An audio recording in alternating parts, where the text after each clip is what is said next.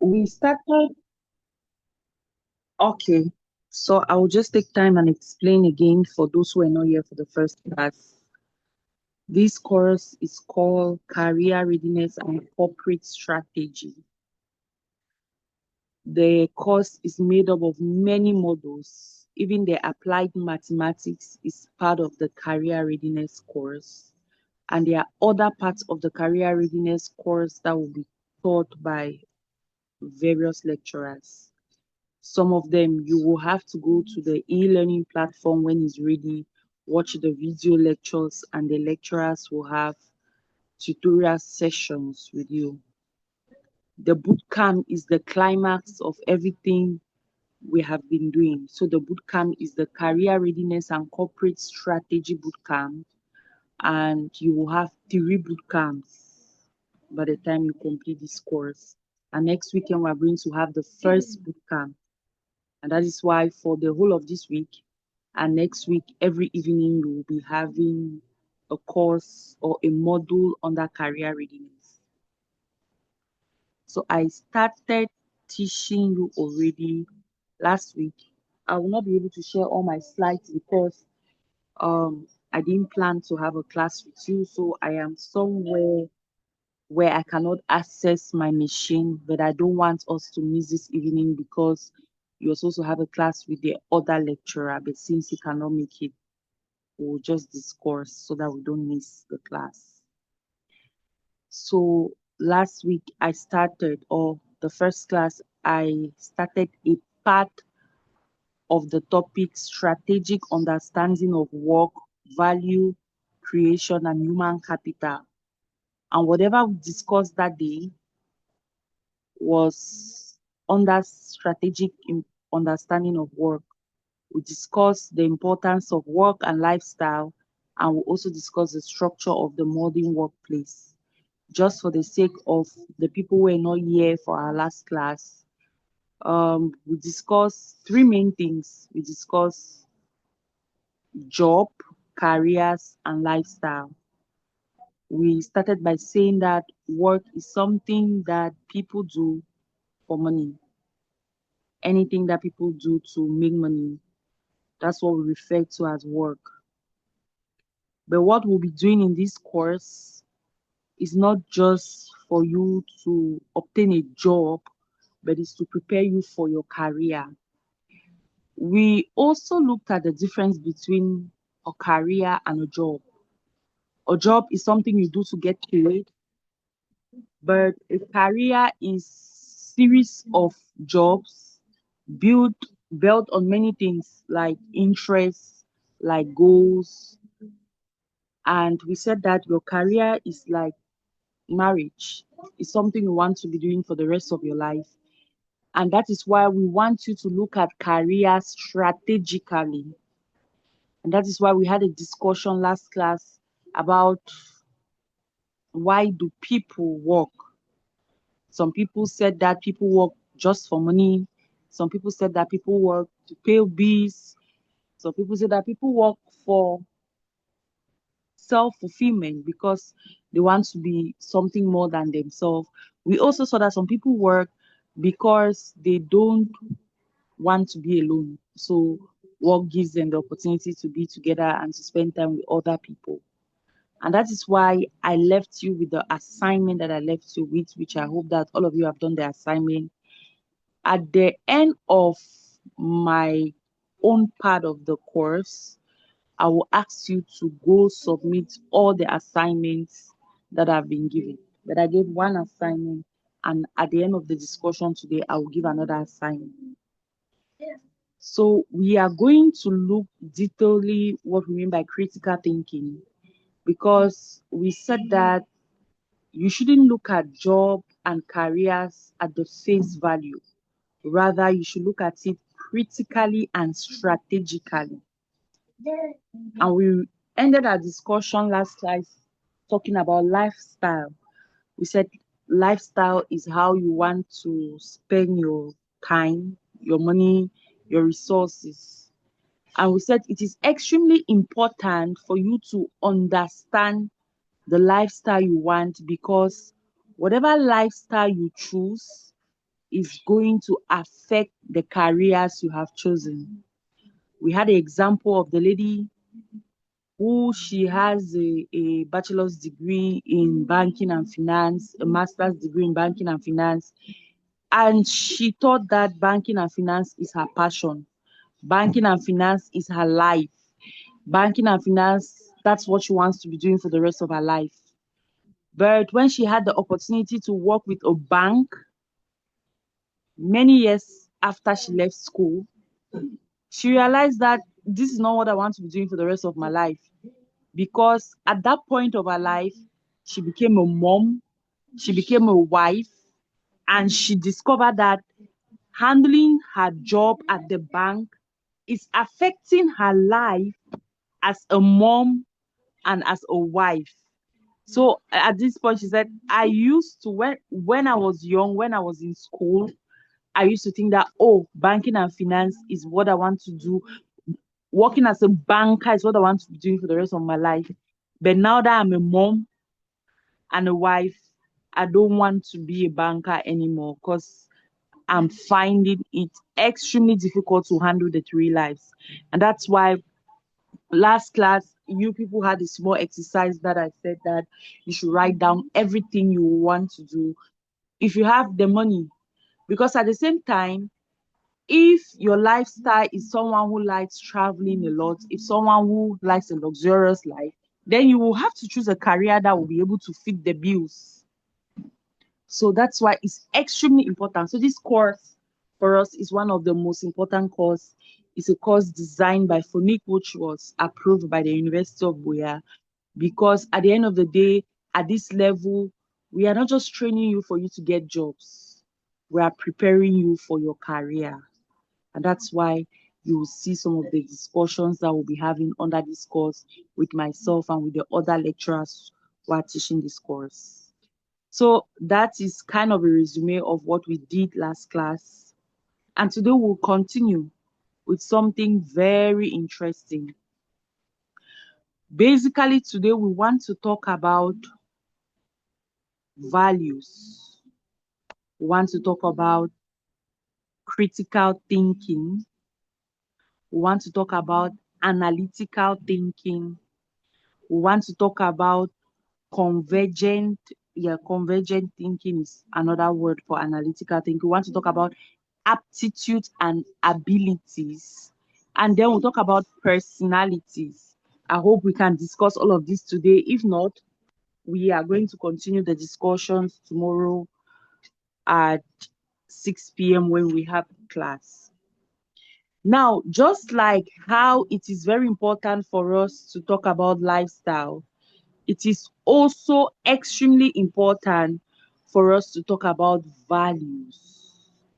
Because whatever careers you choose today, if it is not in accordance with the values that are important to you, then you will have serious trouble in future. And there are certain careers too that have certain values. If you want to pursue these particular careers, you must possess those values. If not, you too, you will have an issue. Always remember that a career is like your life partner. You must be compatible with that career. So most of the time, graduates will say, oh, there are no jobs, but they are not even qualified to work. I'm very serious about this. I'll give you an example. I have a friend a young friend that did not study with me. So someone reached out to me that they need a young accountant, and all our accountants are working. All the accountants of Phonic, all our graduates that did accounting in Phonic, they are working.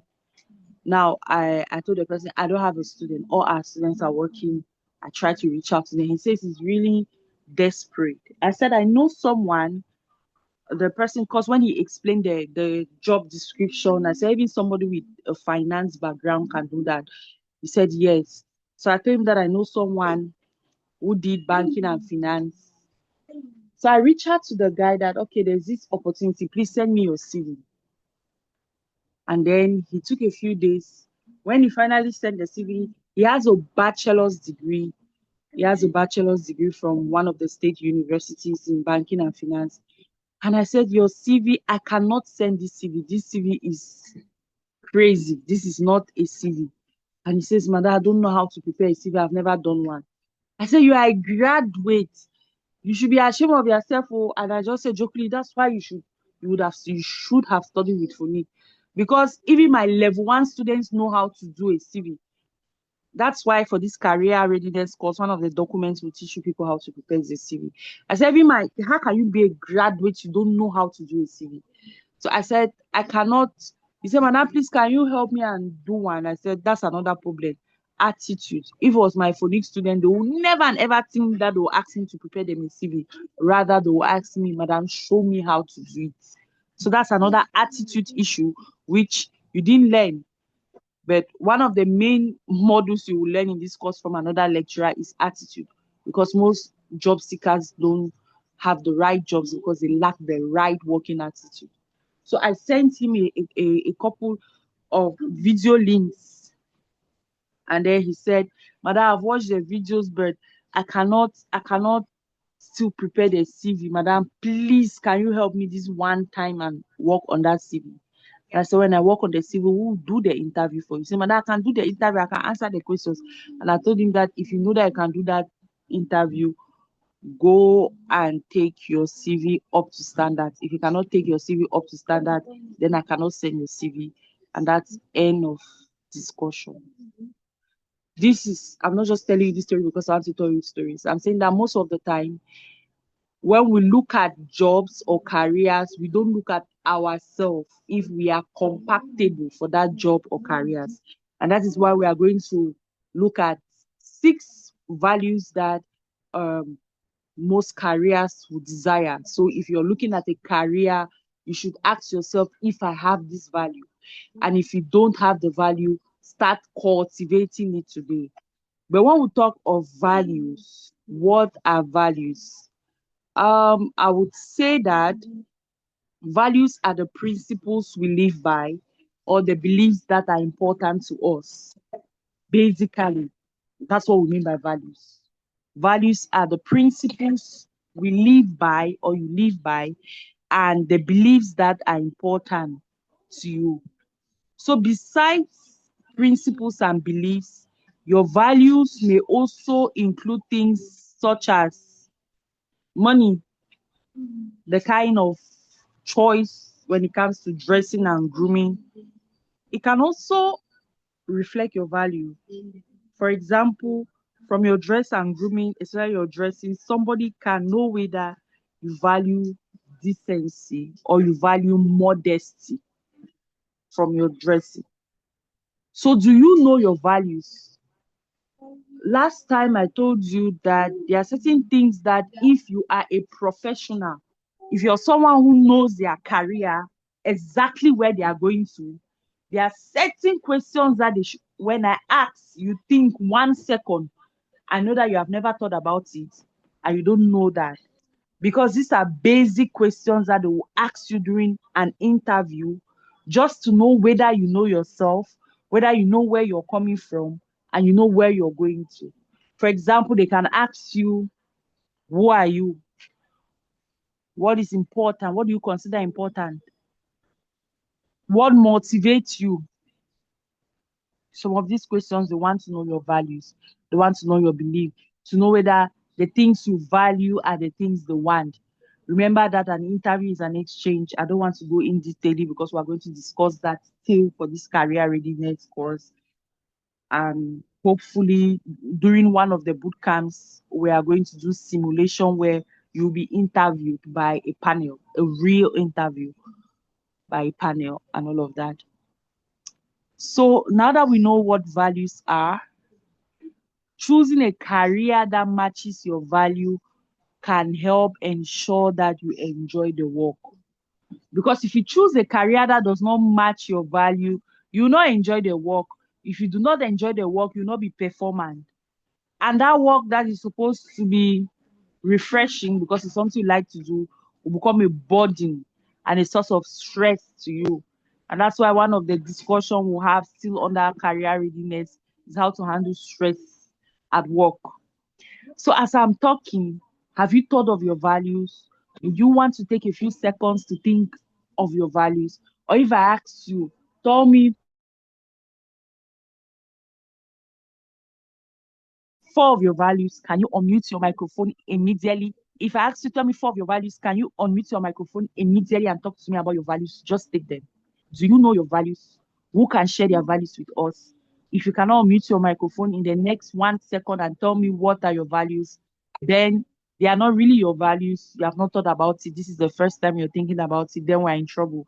Remember, I said that if they ask me what is your name? You think your name, you just say immediately, oh, my name is Yashmi. I'm Lucy. That's how you should be able to talk about who you are. So if I ask you what are your values, you should just state them within seconds. But if you waste time, it means that you're thinking about it and it's not correct. But it's not wrong to think about it now. But what I'm saying is, if you're thinking about it now, it means that you're not, I don't want to use the word serious. It means that you are not ready for the whatever careers you have chosen. Remember what I told you last class? As at now, you should have like 3 careers in mind. You would know that this is your passion or this is a career you want to pursue if and only you have an opportunity to work there. If you love marketing, fine, work as a marketer for a very long time. Then you decide if this is really what you want to do for the rest of your life. So is there anybody who is ready to unmute their microphone and share some of their values before we talk about 6 general values? Just unmute your microphone and speak. Don't bother about raising your hands. Okay. Can you hear me? Let me. Yes, Ashu, we can hear you. Alright. Okay. My core values are determination, resilience, hardworking, and truthfulness. Okay, Those are my core thank values. you. Thank you. Anybody else? Yes, ma'am. This is Fiona again. So my core values are honesty, commitment, transparency, and excellence. Thank you, Fiona. Okay, so like I told you last class, for this course, there's no right or wrong answer. I can't tell you that no, that's not your value. Because these are beliefs that are important to you. But let's look at 6 general values. But you should know that your values may change as you go through life. Your values may change as you go through life. But you would probably keep a core set of basic values that you learned as a child, no matter what. So let's look at the 6 main value. The first value, and this is what we are going to do. When I tell you what the value mean, you are going to tell me which career can be suited for this, for a person who values whatever value we are going to talk about. Are we game? I tell you the meaning of the value, you tell me which career can go with somebody that values that. Are we game? Is it an arrangement? I should not do my own part, and then when is your own time to speak, you're quiet. So before we start, are we game? Yes or no? Yes, we are game. Okay. So the first value is responsibility. Being responsible means fulfilling obligations in a dependable and trustworthy way. The first value is responsibility. I'll take it again. Being responsible means fulfilling obligations in a dependable and a trustworthy way. Can you think of any careers especially suited for someone who values responsibility? What do you think? I thought of being a lawyer. Okay. Who else? Project manager. Okay. Who else?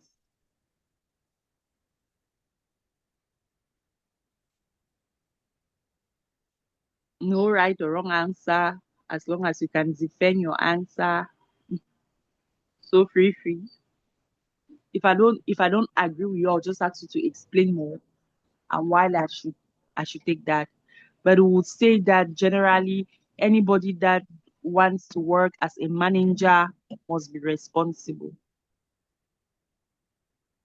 It must be someone who can fulfill obligations in a dependable and a trustworthy way. And that's why not everybody can be a manager.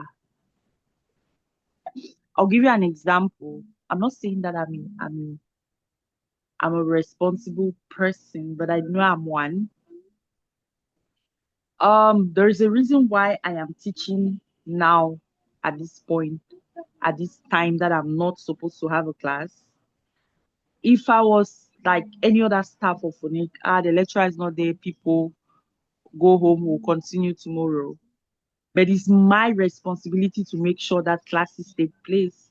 So that's why if the lecturer is not available for whatever reason, if it's a class that I have to teach, I can teach. I would immediately hop in to class because at the end of the day, if the classes does not hold, there's no excuse like the lecturer was not available. It's my responsibility to make sure that you receive the education you came here to receive. So I have to do that because I'm some sort of a manager. So am I responsible? I'm just joking, but I know that I'm responsible. Let's take the next value, relationships. Someone who values relationship, like their families and friends, are extremely important to them. Can you think of any career suited for someone who values relationship?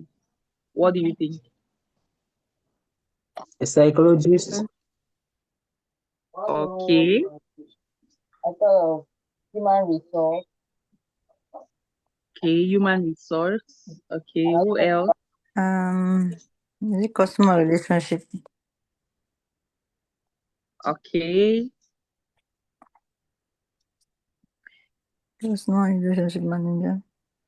customer relationship manager. Operations. Anyway, falls under HR as well. Operations manager. Okay. But I like customer relationship manager, and I really like it that you looked at it at that angle because I teach customer relationship management, and like my degree, the specialization was on customer service. Right.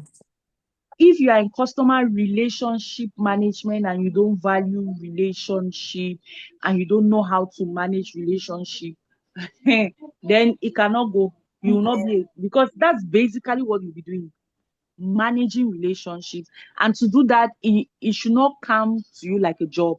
It should be something that is natural, that you practically feel for your clients and Yeah. you want to manage the relationship with the organization, making sure that they are happy and comfortable, not deceiving them, not telling them lies, but you really value them. Let's take the next value, compassion. Compassion is caring deeply about people and their well-being. Caring deeply about people and their well-being. So a compassionate person may choose a career that will better people's life. Like which career? Nursing.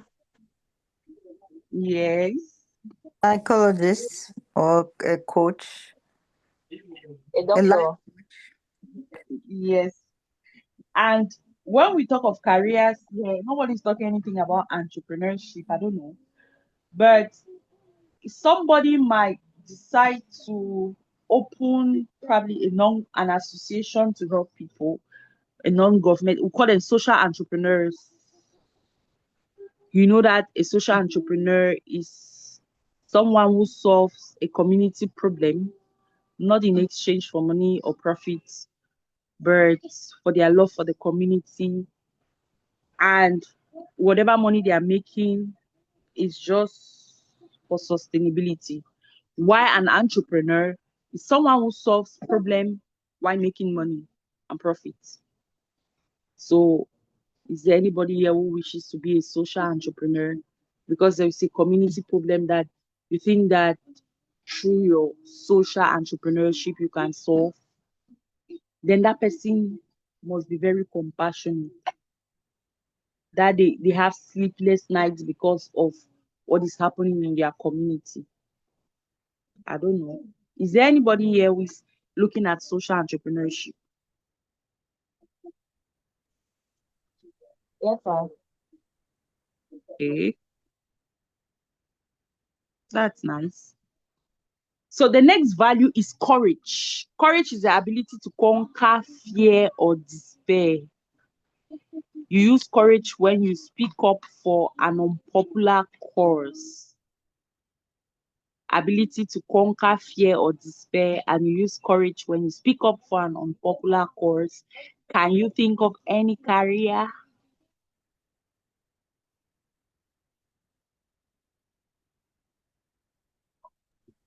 Journalism. Okay, Social activists. thank you. How about those who are in the military? I wanted to say firefighters. Okay. Oh, we have achievement, the next value. Valuing achievement means wanting to succeed in whatever you do. Can you think of any career especially suited to someone who values achievement? A politician. Oh my God, that's the same idea. Entrepreneur. Entrepreneur. A, Yes. a visionary. A visionary. An entrepreneur do something innovative. Okay. A footballer. The last example of values we are going to look at is recognition. Recognition, if you value recognition, you want other people to appreciate and respect your accomplishment. You can be recognized with a good salary, through promotions, or with approval or praise. A sales Can personnel. okay, Or how do they call them again? A business development manager. So sometimes okay, you are sent to a different department to create and do something uniquely different. An artist. Alex. Okay, that's nice. But we're going to do now. You're going to think, even though after this we'll have to talk about critical thinking. Just listen to this. You recently started a new job at an office supply store, and you cannot take any vacation time until you have been working for like 6 months. But before you got the job, you and your friends had planned a trip in the beach for the next day. What will you do?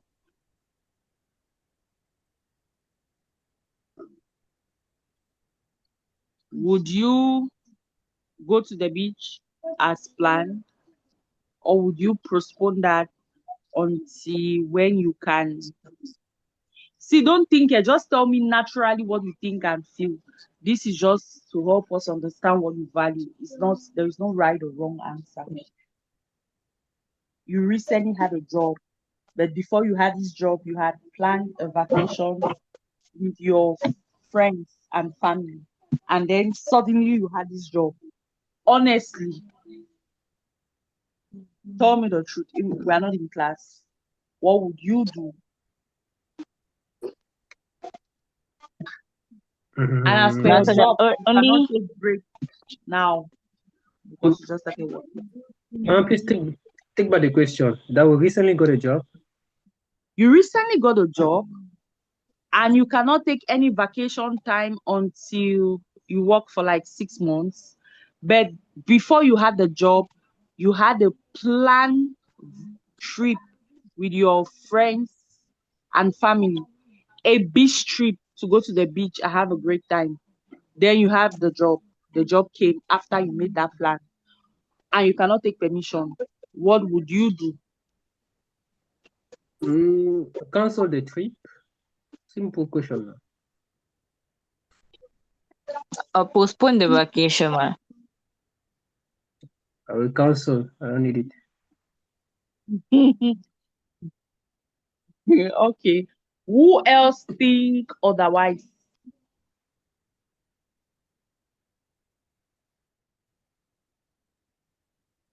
So all of you will just cancel the trip. No, she said she will postpone, and I said I will cancel. Okay, it's still the same. No. The other class, somebody said when they ask my start date, I will give a date only after that date that I set aside for the vacation. That said, sorry, I can only start on this date.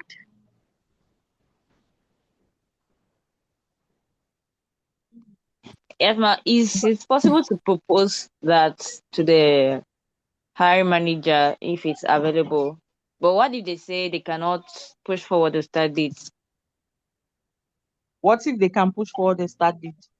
There is two things. There are certain people, probably like Ashu, that will not even think twice. That will just cancel that trip.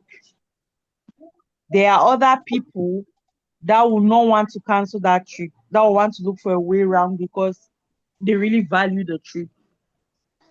Because they For value me, if there's a spending time with possibility, family. for me, Mhm. if there's a possibility to push forward the start date, then I will go for the trip and start later. Yo. Because it's something I've been planning for so long and everybody is ready. Perhaps the next time, not everybody will be ready to go for the trip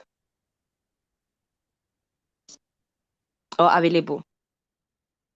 Ashu, why do you just think that you just cancel the trip? Well, it's simple. I think it's very simple. I can't put vacation and work on a balance. I will always prioritize work over vacation.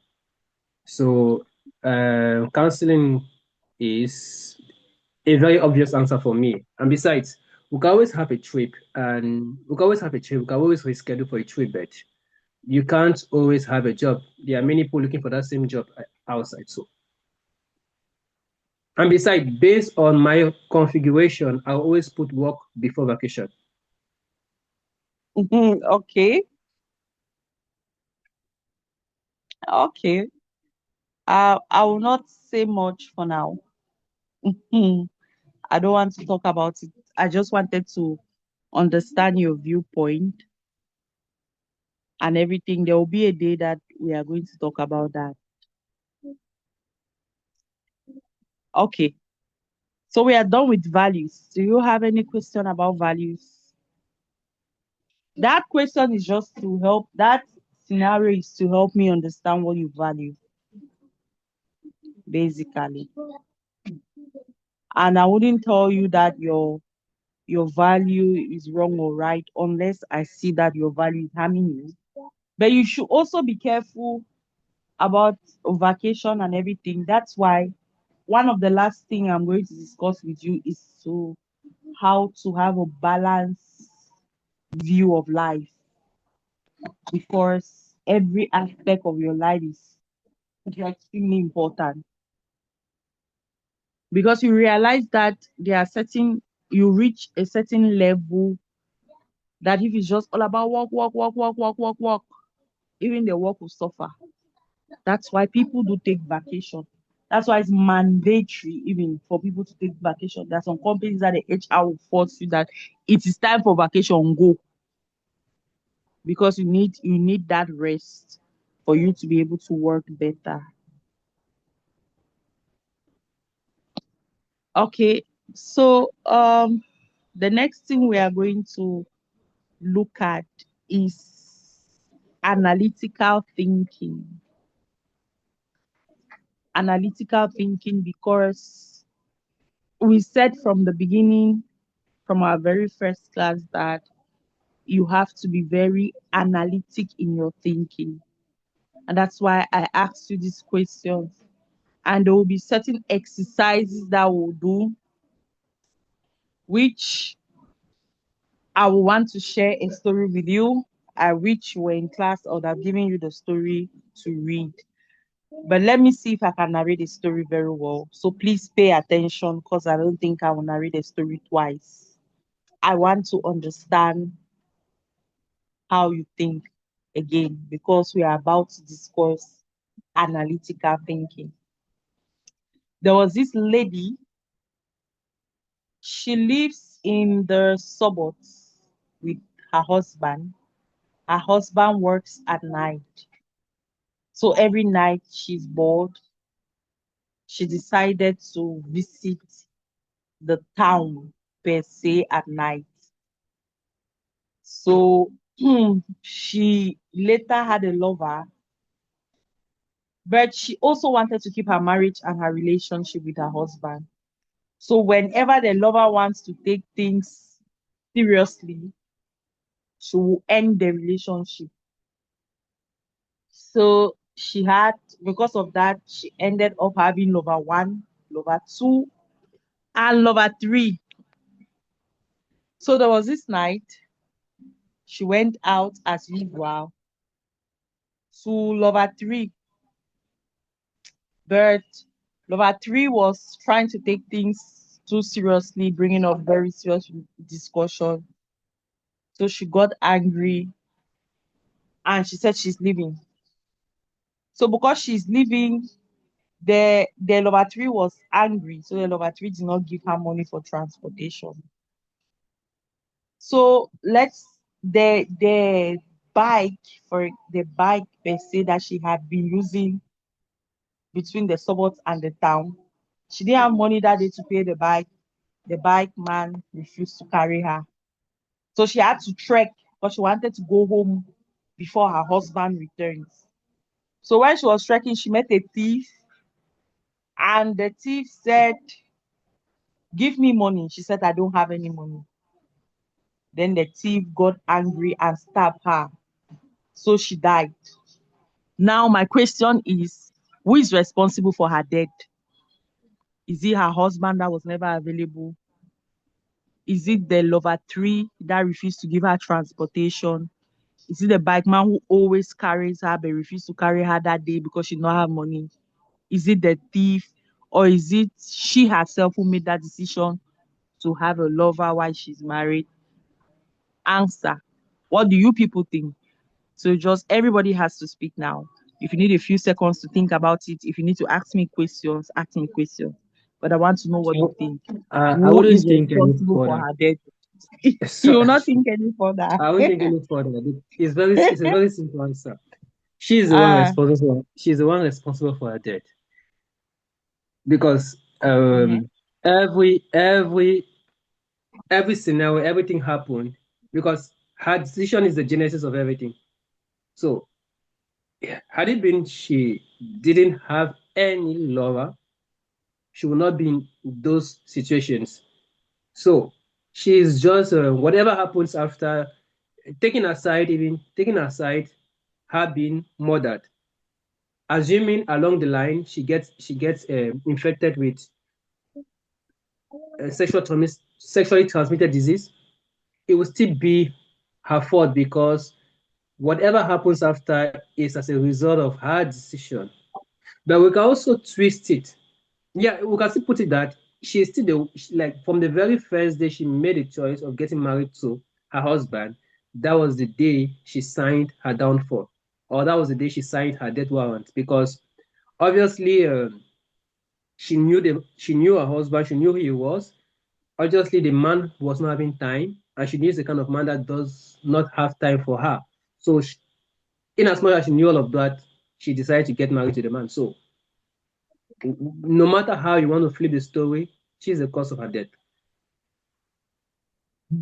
Okay. Next person.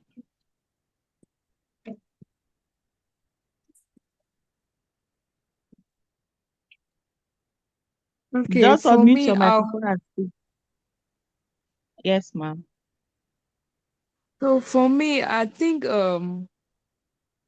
it boils down to her decisions, and at the end of the day, she's to blame for what happened to her, because there are circumstances that will happen, things will happen around you, but the decisions or how those you take those circumstances to decide, it all boils down to you in particular. Now, we may blame the husband for saying that, oh, the husband was not around, reason why she decided to keep another lover. Why did she not decide to do something else? Maybe she could have gotten herself busy doing, maybe learning a new skill or doing something else, but she chose to have another partner to fill that gap. There are a lot of other things that you can do to fill your gap and stuff like that, but she chose to get another partner. And then again, she went out to see a partner without having in mind that she can hold some money for herself. She could be responsible for herself. She was depending on others to pay her transport. She was depending on her lover to pay her transport. She could have as well been responsible enough to hold transport money to make sure that she gets home. So, in as much as we want to look at others and what they did contributing to the the results of her actions, but everything boils down to her own decision. There are many other things that she could have done. There are many other decisions that she could have taken, but she chose the ones that she chose, and those are the consequences of her actions. So for me, she's to blame. Okay. Next person. I said for this particular topic, everybody will speak. I would say that she's a victim of circumstances. The reason I'm saying that is because there is cause and effect. Now,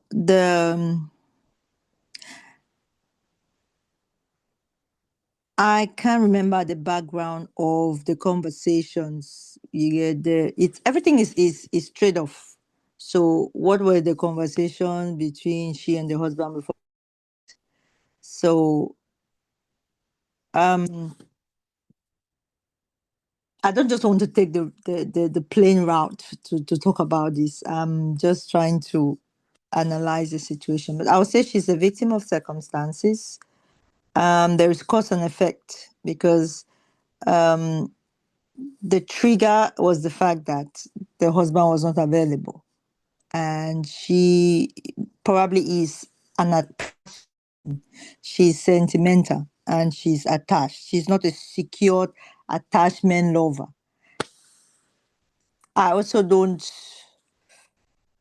um, know if she has if she had the capacity to think of something else. There are people that are just homemakers. Not everyone is capable. Some people just lack capacity to do something else. They always find the easy route. So if the circumstances were right, she would not move from one person to another. And if the environment was well nurtured, you will not have a thief, that would just pop out of anywhere to want to shoot somebody, take a life because the person does not have money. So there's a yin and yang effect in all of this. Everyone Thank you has a very part to play. much. Thank you very much. It's getting interesting. Next person.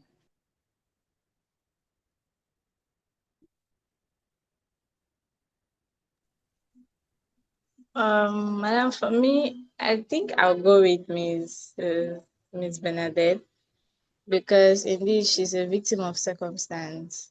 She knows that even if she gets angry with her lover, he might still give her transportation. He has always been giving her transportation anyways, so she knew that she would get transportation. And even if he doesn't, she knew that she had her bike man that she has always been paying, but never knew that just this day of not paying, he's not going to carry her. And what if she had a conversation with her husband, telling him how she feels, maybe feeling lonely, and the man is like, I'm working money for the both of us. I'm trying to put food on the table, pay our bills, stuff like that. But it didn't get to her right. And then she decided to look for a comfort zone, somewhere she might satisfy those needs that her husband cannot give. So I just think she's a victim of circumstances. There's no need to put blames on her. Okay. We have, I think it's Fiona and Claudia.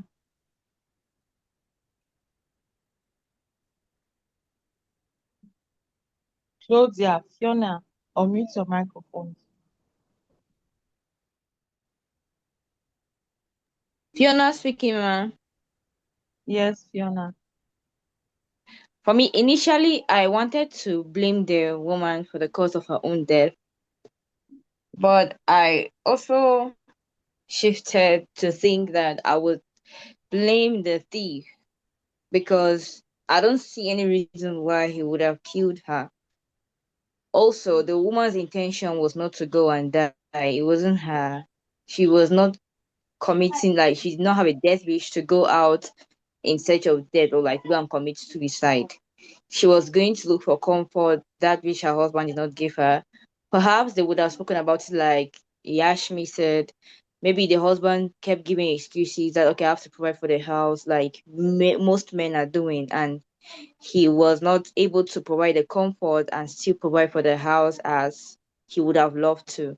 But she, and perhaps she would have, she stayed, she endured for some time, but there's a time where there's going to be a limit to that, and there's a time where perhaps the flesh would take over and then she would go in order to satisfy the urges that she has. So I would not want to blame her again. I would want to blame the thief, because if you're in search of money, you don't find money, what's the need of killing somebody or taking someone's life just because the person didn't have the money to give you? So for me, I'm going to blame the thief for her death. Thank you, and over. Thank you, Fiona. Claudia, you are the last person.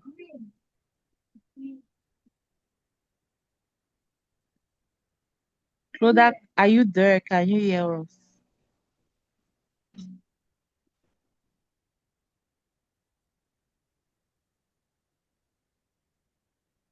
Claudia, if you don't answer, I will eject you from this class, because every class that I've taught, you're always silent. Whenever I call you, I will not hear anything. You just stay there. So I don't know if you used to connect to the class and then you disappear. So if you don't speak in the next 1 minute, I will eject you from this class. Because we don't need passive listeners. So I would assume and conclude that Claudia is not here. So she will leave.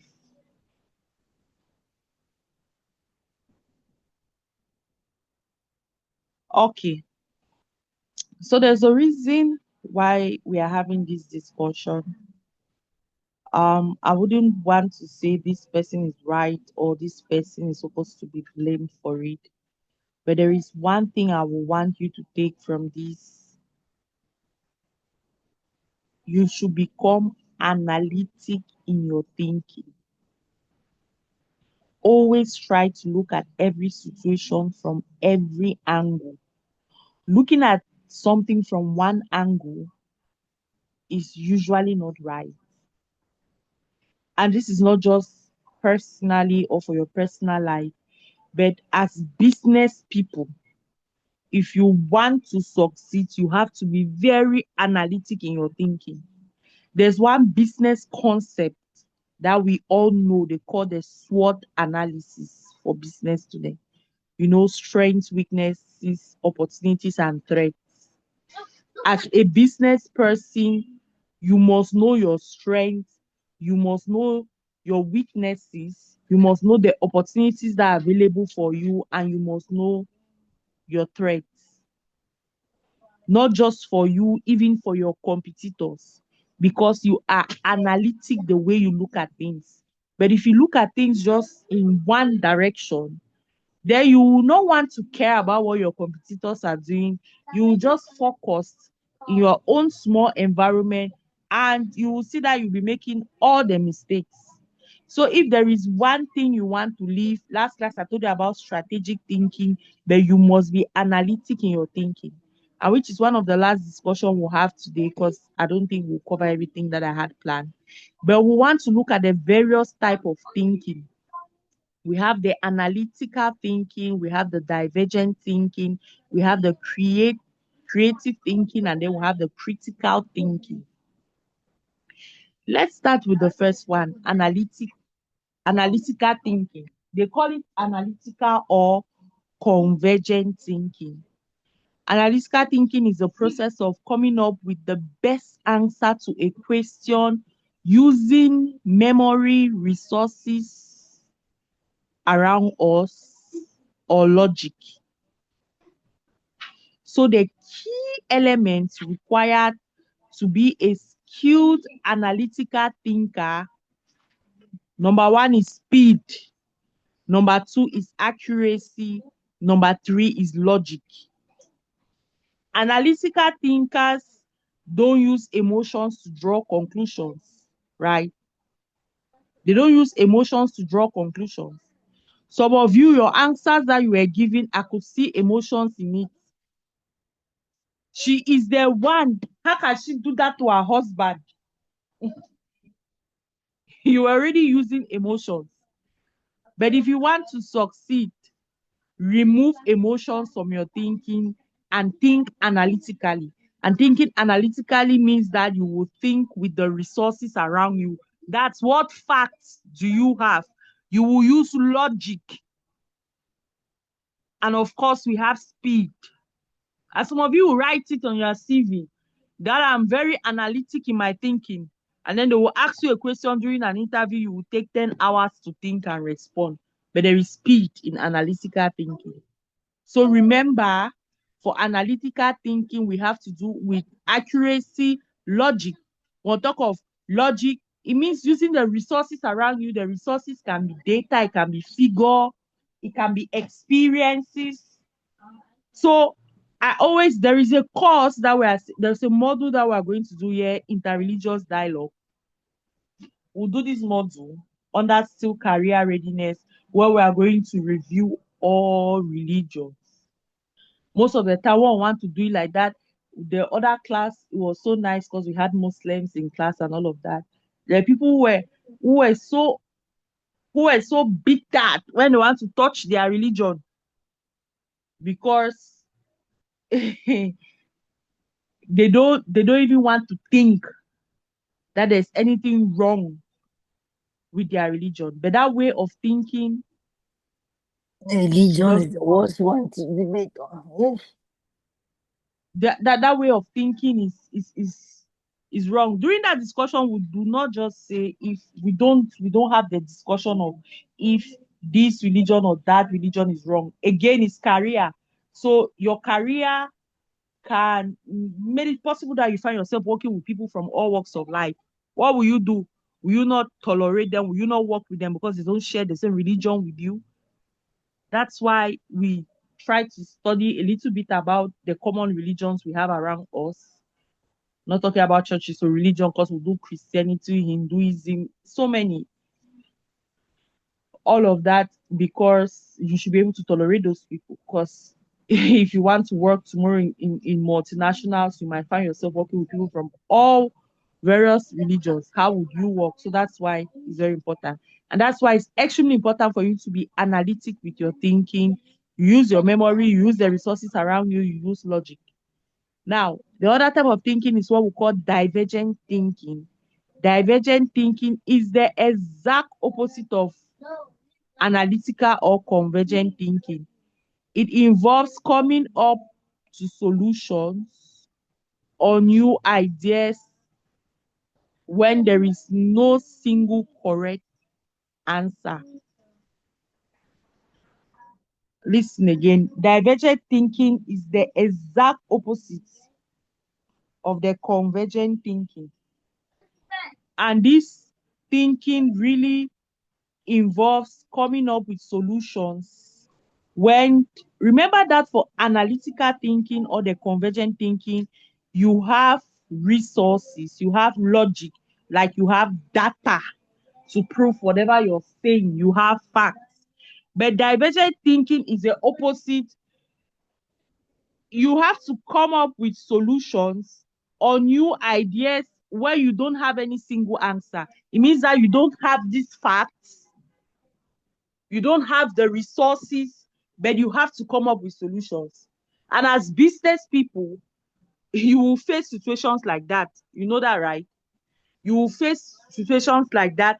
This will bring out the innovative side of you. People who are usually divergent with their thinking, they always come up with new ideas. An analytical thinker, you have facts, you have data, you have those resources that will help you draw the right conclusion or that will help you come up with a solution.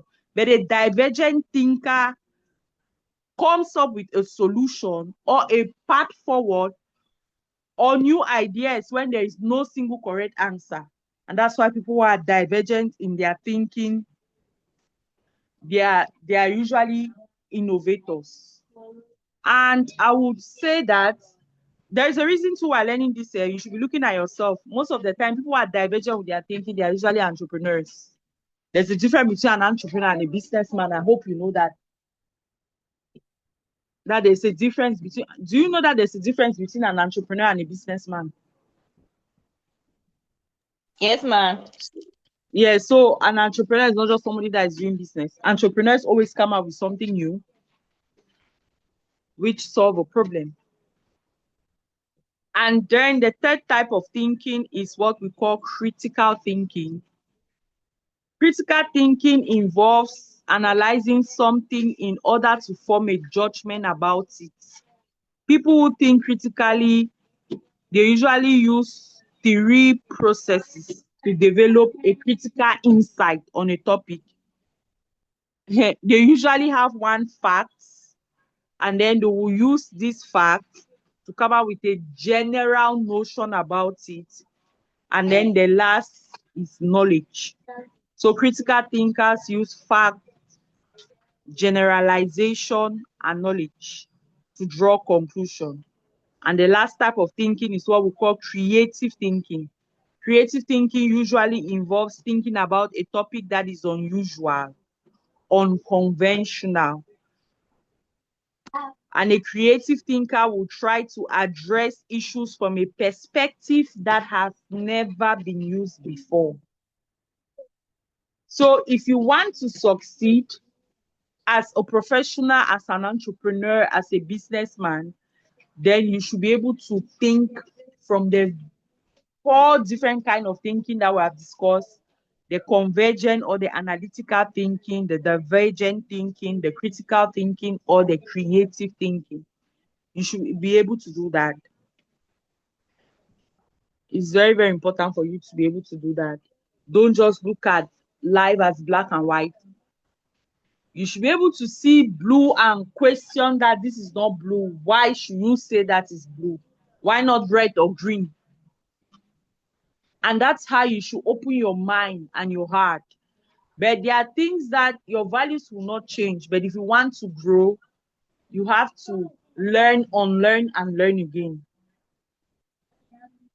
So for the assignment this night, because this is taking us to 10, for the assignment this night, don't worry, there will be days around second semester and what we used to do interreligious dialogue.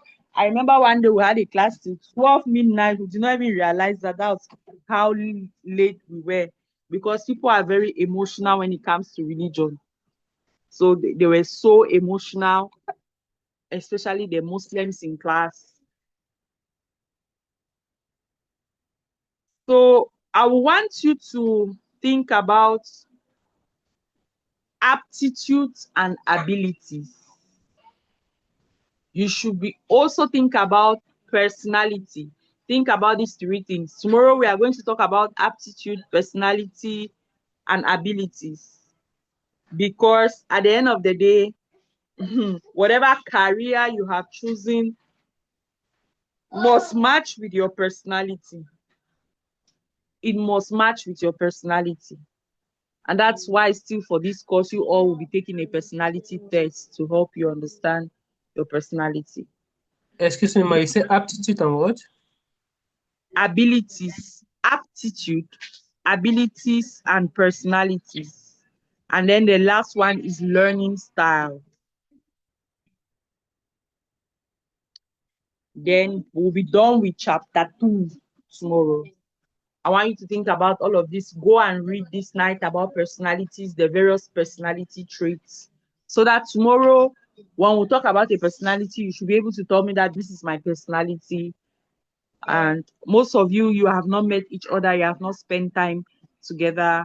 If not, you would have been telling us in class tomorrow. When I said this personality, someone said, this personality, that's Ma'am Bernadette, that's her personality. If we talk about this personality, someone will be, oh, this is Fiona's personality, this is Yashmi's personality. Because if you notice, we started our discussion, the part of career readiness that I'm focused on is understanding basically the world of work.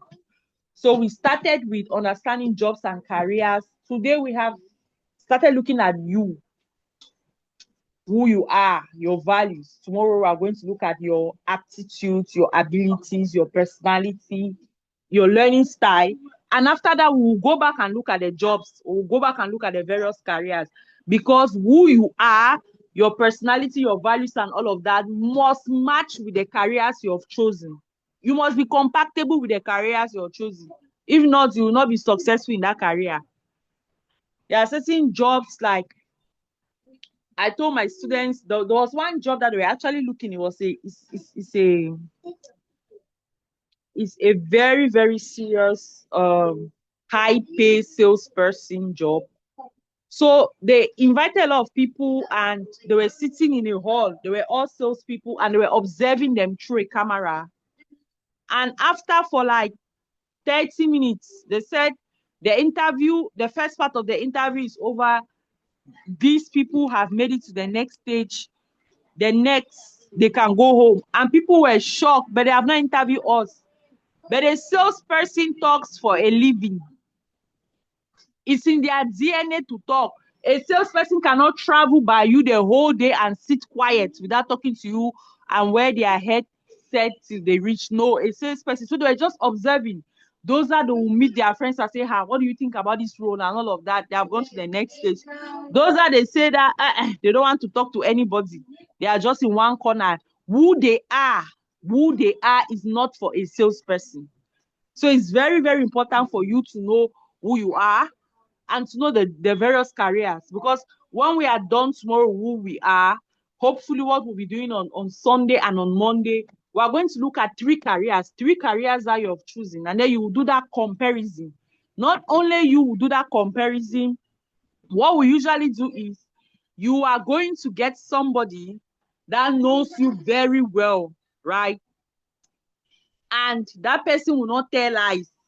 Not that the person will not tell lies, the person will not just say things about you just to please you. And I'm going to give you a link which you will share with that person.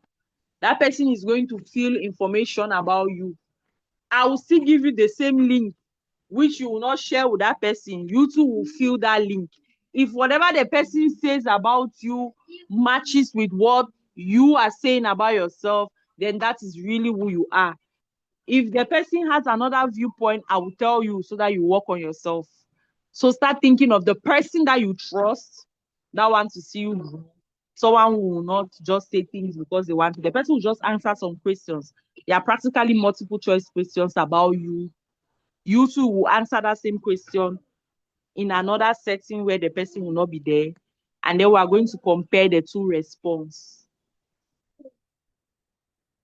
Someone that really knows you, that spend a lot of time with you, that you have spoken to the person a lot about your dreams, your values, your plans, and all of that.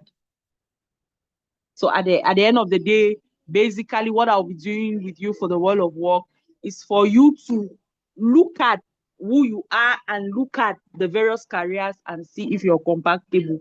Other lecturers like Dr. Fotabe will come and talk to you about corporate strategy, attitude, the right working attitude, and all of that. So it's a very beautiful course. Dr. Tako is already, he started yesterday with applied mathematics. He has written to me that he would like to continue with you people tomorrow. That's if we'll have the time. You people will have a class with him tomorrow.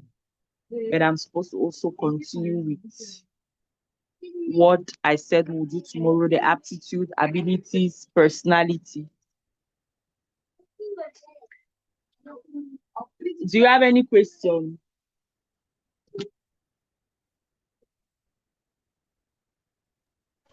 Yes, ma. I do. Yes, please do ask. Regarding the different thinking styles, are what is the difference between divergent thinking and creative thinking? Okay. We said that creative thinking usually involves thinking about an unusual or unconventional or alternative ways to generate new ideas about an established topic. About an established topic. A creative thinker will try to address an issue from a perspective that hasn't been used before. But I want you to underline about an established topic. But a divergent thinker usually comes from space. The difference between a divergent thinker and a creative thinker has to do with the established topic. So for a creative thinker, the topic is already established, but they will come up with an unusual alternative ways of doing things or new ideas concerning an established topic. But a divergent thinker is out of this world. Do you understand the difference now? Yes, ma'am. There is this movie. The title of the movie is Divergence. Who has watched that movie before?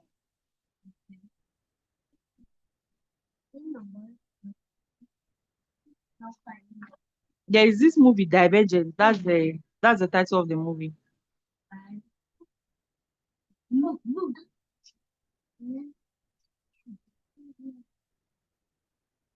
You should write it down. I'm giving you an assignment to go and watch that movie now. Not today, but you should watch the movie. One day I will ask you.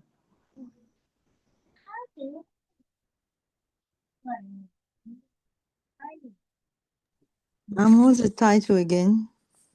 Divergence. Okay. Okay. Hollywood Divergence. It's not a Nollywood movie. You just watch the movie and then we'll discourse.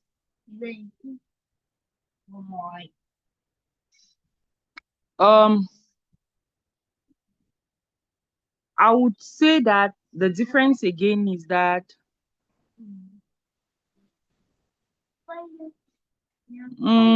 let me use an example. Which example can I use?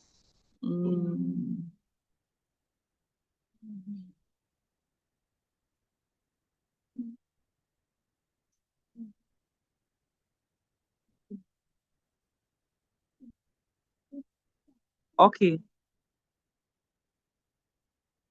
I would say that the key difference between a divergent thinking and a creative thinking is that a divergent thinking creates many ideas,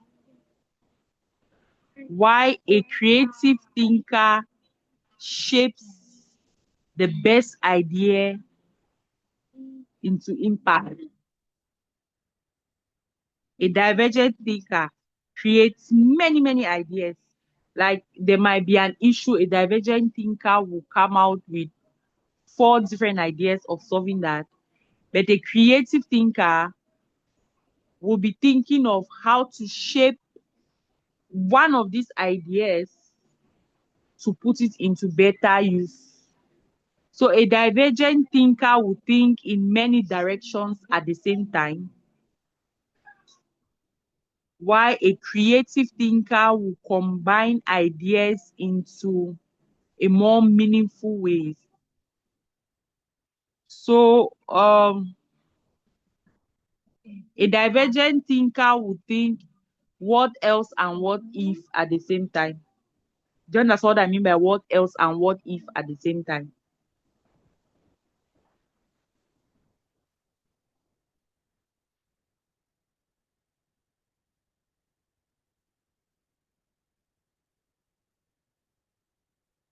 Do you understand what I mean by what else and what if at the same time?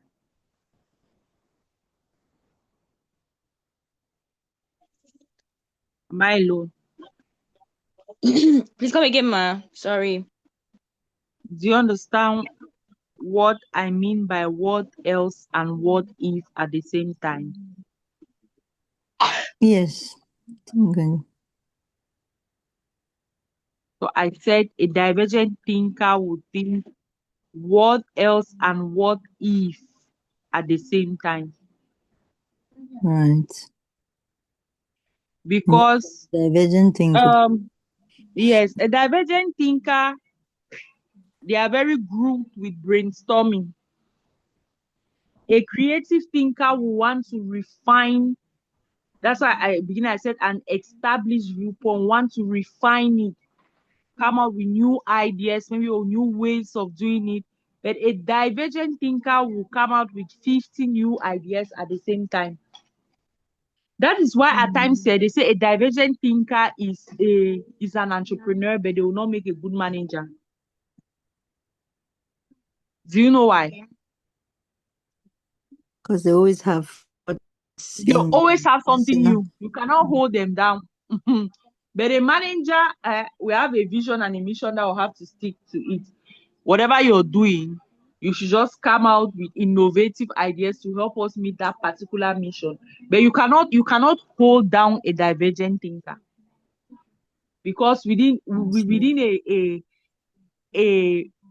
period of 1 hour, they must have thought about 50 new things.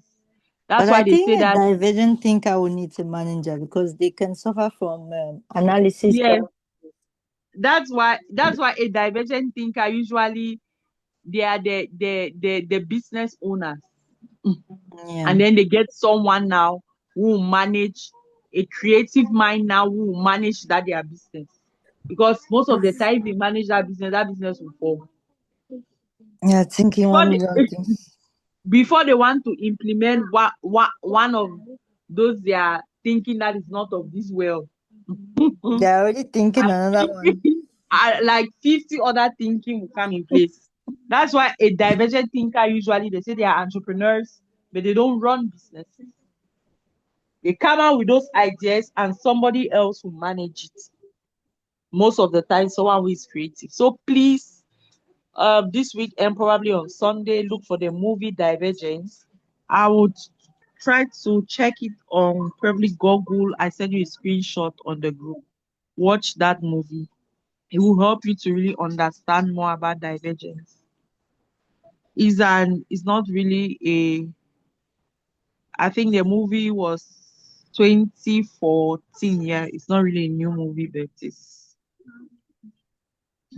they have even acted part 1 to 3, but start from part 1. You will like the movie. If we do not have any other questions, we are going to continue our discussion tomorrow.